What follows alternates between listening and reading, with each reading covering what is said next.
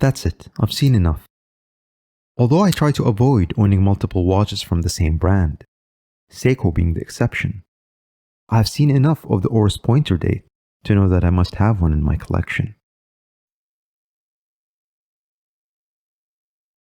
So towards the end of last year, I stepped into the AD store with a clear purpose to purchase either the Oris Big Crown pointer date in 40mm, available in steel or bronze, or one of their newer Servo Volante collaboration pieces in 38. Within a few minutes of browsing what was available under the pristine glass displays, my attention completely shifted to the blue fume dial on one of the Servo Volante models. I wanted to try it on my wrist pronto. Its striking dial evoked memories of the vibrant summer color palette of Lake Thun in the Swiss Alps. It's truly unlike anything I've seen on a watch before. Despite my admiration for the fume blue, I ultimately decided to go with the fume gray dial instead. While the blue dial was fun and attention-seeking, the gray felt more mature to me and truer to the vintage-inspired design of the pointer date, yet still captivating in its own right. The gray dial would be easier to live with on a day-to-day basis. Moreover, I found the contrasting red crescent on this model more appealing than the greenish-blue crescent on the blue version. When you're accustomed to wearing divers and chronographs between 40 and 43mm case diameters, slipping on a 38mm pointer date may initially feel surprisingly petite. Your instinct might be to discard it immediately in favor of something larger. However, with a bit of patience, especially if your wrist isn't larger than 7 inches, you'll soon discover that this size offers, I won't say a perfect, but a very good fit. And I'm glad I left it a bit longer on my wrist, because at first I want to take it off and go with the bigger 40mm.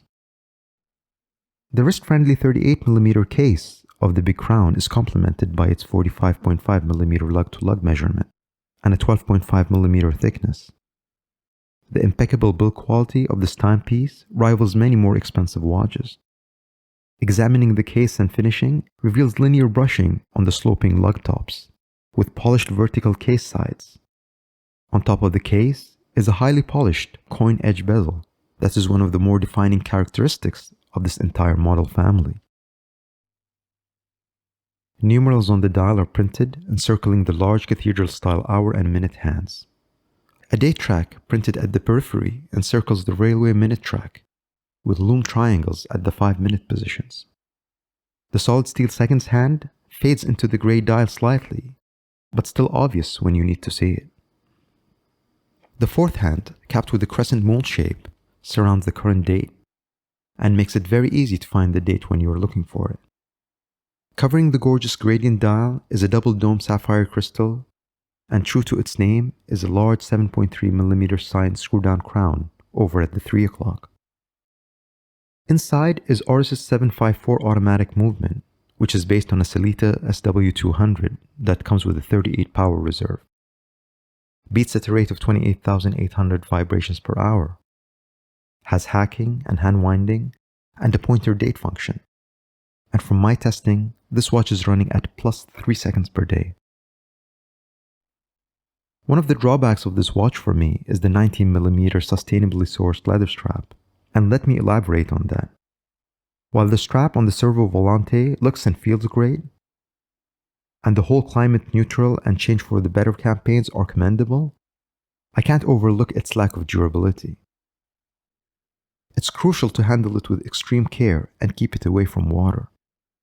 In just the second week of wearing it, while washing my hands, a few drops of water accidentally fell on the strap, resulting in noticeable blotches of discolored leather. Despite allowing it to dry, the marks remained visible. Thankfully though, Oris and the authorized dealer graciously agreed to replace the strap free of charge after I filed a claim on the official website and followed it up with a call to the AD. Another aspect that disappointed me was the packaging.